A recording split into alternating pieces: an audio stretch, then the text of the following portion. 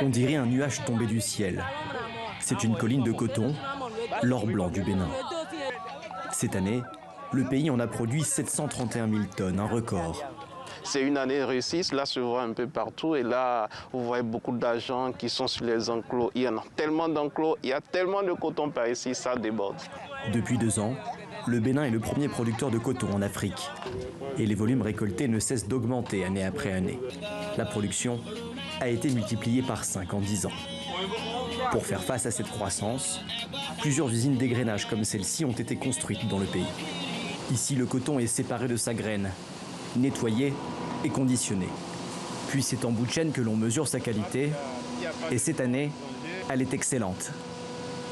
Il y a la blancheur, il y a l'éclat, et il y a la longueur de soie qu'on voit déjà. C'est bien long, donc c'est une fibre de très bonne qualité. L'année passée, on a produit autour de 55% de cette très bonne qualité, la toute première qualité. Mais aujourd'hui, on est à 78-79%.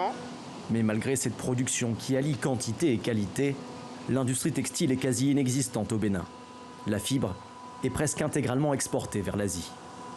Un manque à gagner pour le pays qui pourrait dynamiser son économie en transformant cette matière première, comme le fait cette filature, la seule du Bénin à transformer le coton à grande échelle.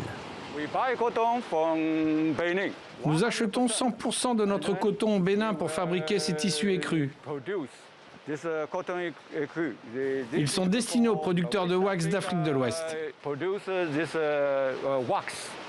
Le directeur général de l'usine est chinois, car l'actionnaire majoritaire de la société est une entreprise d'État basée à Pékin. Il est arrivé ici en 2002 avec son savoir-faire. Le Bénin manque de formation, alors tous les cadres techniques ont été formés en Asie.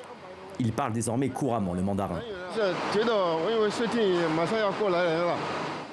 Attiré par la production locale, la deuxième puissance mondiale croit au développement du textile béninois.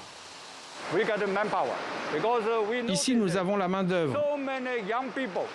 Il y a tellement de jeunes qui attendent un travail d'ouvrier. Et le marché du textile est de plus en plus gros. C'est une opportunité et une chance. Mais l'usine est pour le moment peu compétitive sur le marché mondial. Bien que la main-d'œuvre soit peu coûteuse, le prix de l'électricité est très élevé, 3 fois plus cher qu'en Chine. Un frein que le gouvernement béninois espère lever en investissant dans ses infrastructures électriques.